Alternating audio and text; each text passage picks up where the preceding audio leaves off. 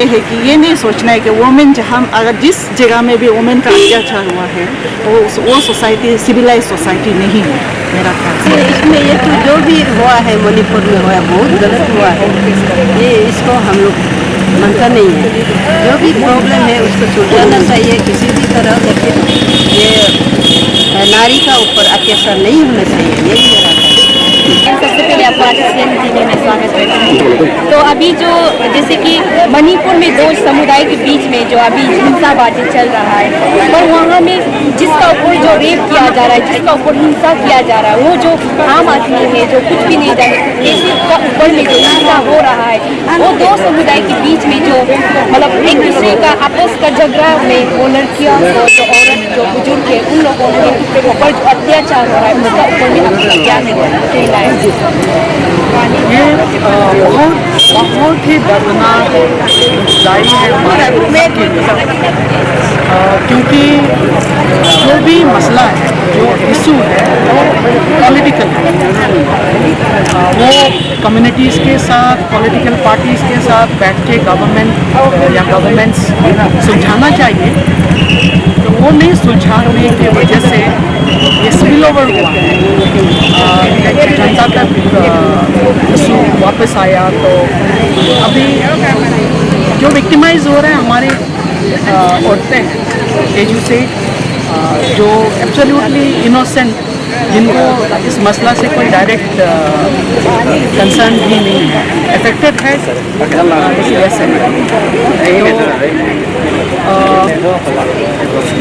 इन लोगों के साथ जो हो रहा है तो बहुत ही गलत है, बहुत ही गलत है, क्योंकि ऐसा हादसा जो है, स्पेशली ये दोनों कम्युनिटीज़ जो आज मैती और कुकी, ये दोनों कम्युनिटीज़ हिस्टोरिकली आज पहला दफ़ा ऐसा है।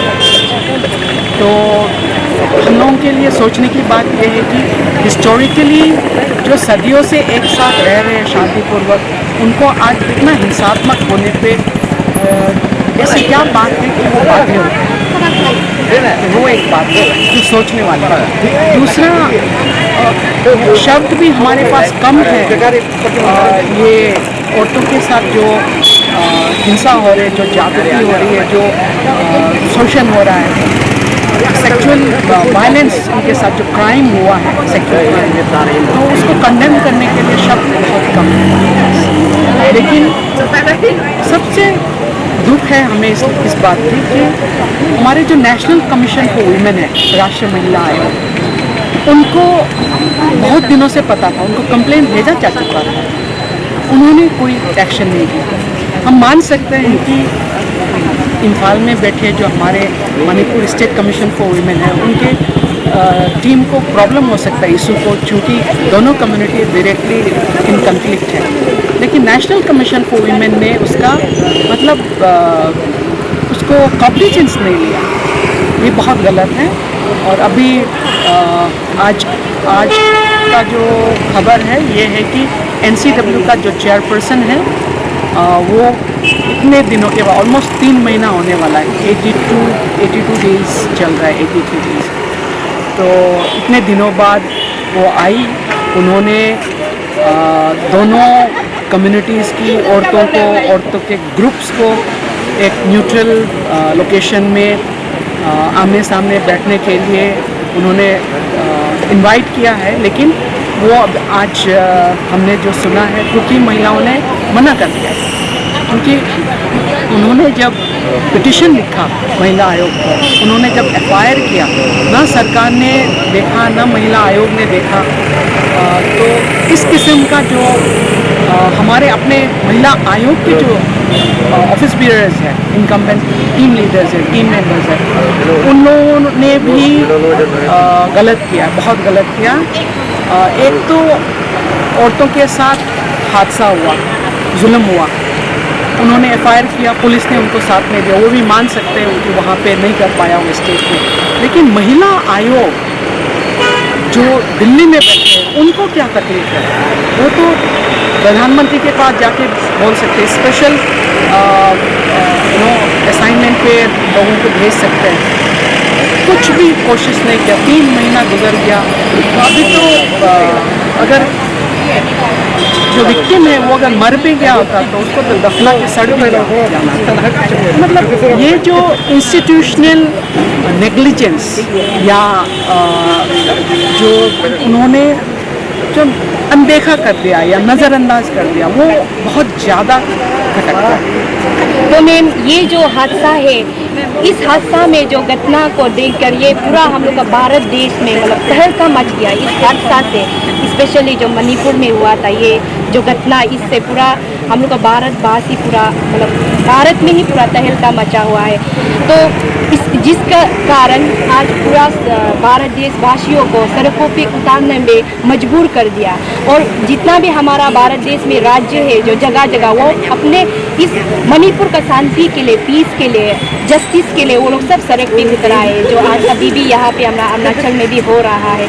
तो क्या आपको लगता है कि ऐसा होने पर कुछ इसका समाधान होगा, मणिपुर शांति होगा क्या?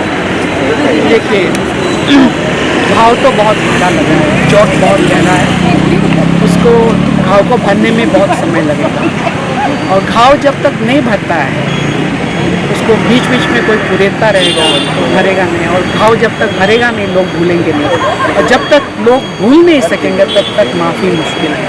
और जब तक हम लोग एक दूसरे को माफ़ नहीं कर सकते तब तक शांति की बहाली बहुत ही दूर की बात लगती है। लेकिन उम्मीद ये है कि किसी न किसी दिन शांति फिर होगी। और उम्मीद ये भी है कि इस बार जो गलती दोनों कम्युनिटीज़ में हुआ, जिसके शुरुआत करने पे भी एक्शन रिएक्शन जो भी हुआ बहुत गलत था। और अभी सिर्फ भारतवर्ष में नहीं, पूरी दुनिया की नज़र है मणिपुर मसले पे, और यूनाइटेड नेशंस तक गए हैं और शांति बहाली के लिए बहुत लोग काम कर रहे हैं। लेकिन ये जो इशू है वो पॉलिटिकल है, तो उसको पॉलिटिकल पार्टीज़ और पॉलिटिकल लीडरशिप कैसे टैकल करते हैं वो देखना पड़ेगा। और आप लोगों को हम ये भी बता दें, वो जो जानकार लोग तो ऑलरेडी जानते हैं, लेकिन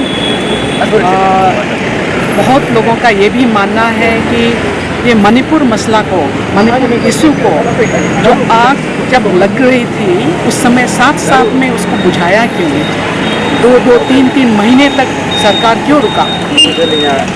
इसका एनालिसिस हो रहा है, और इस एनालिसिस में ये पाया जा रहा है कि भारत सरकार को मणिपुर के जलने से कोई प्रॉब्लम नहीं है। ये कह रहे हैं, आज पार्लियामेंट में जो फॉरेस्ट कंजर्वेशन एक्ट का अमेंडमेंट हुआ, अमेंडमेंट के लिए जो बिल डाला गया है, उसमें देखा गया है कि जितना इंटरनेशनल बॉर्डर्स है, वो इंटरनेशनल बॉर्डर्स से डायरेक्टली 100 किलोमीटर एरियल डिस्टेंस तक भारत सरकार का कंट्रोल में होगा।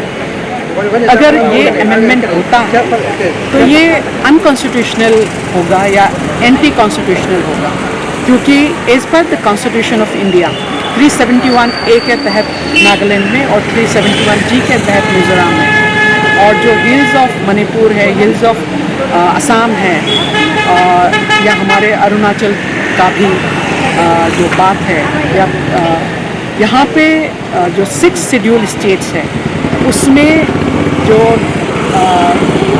नेचुरल रिसोर्सेज है, जो लैंड है, जो टेरिटरी है, वो ट्राइब्स के हाथों में, कम्युनिटीज़ के हाथों में है। लेकिन ये अगर अमेंडमेंट होता है तो भारत सरकार विल टेक ओवर। तो इससे हम इसलिए कह रहे हैं कि आज सिर्फ मणिपुर जल रहा है, कल को बहुत अगर पॉलिटिकल सॉल्यूशन अच्छा से नहीं देते हैं तो बहुत चांसेस है कि मिजोरम, नागालैंड, बाकी जगह भी जलने शुरू हो जाए। तो ये बहुत ही भयावह है, सोच के भी बहुत डर लगता है, क्योंकि हमारे लोग सरकार के तरफ एक विश्वास के साथ, जो भी सरकार आए, वो कोई भी पार्टी आए, सरकार बनने के बाद दिल्ली में जब कोई पार्टी बैठ जाते हैं तो आम जनता, स्पेशली हमारे नॉर्थ ईस्ट के जो लोग हैं, बहुत मतलब इनोसेंस के साथ, बहुत प्यार के साथ बोलते हैं कि हमारा सरकार बन गया, अब डेवलपमेंट आने वाला है। लेकिन इस किस्म का जो पॉलिसी लेवल में जो मैनिपुलेशंस हो रहे हैं, तो ये सब के बारे में बहुत जानकारी नहीं रखते हैं। तो जब जलने लगेंगे तो बहुत लोग मतलब people will be caught by surprise. ये एक पॉसिबिलिटी है। Let's hope it doesn't happen. Thank you. Thank you madam.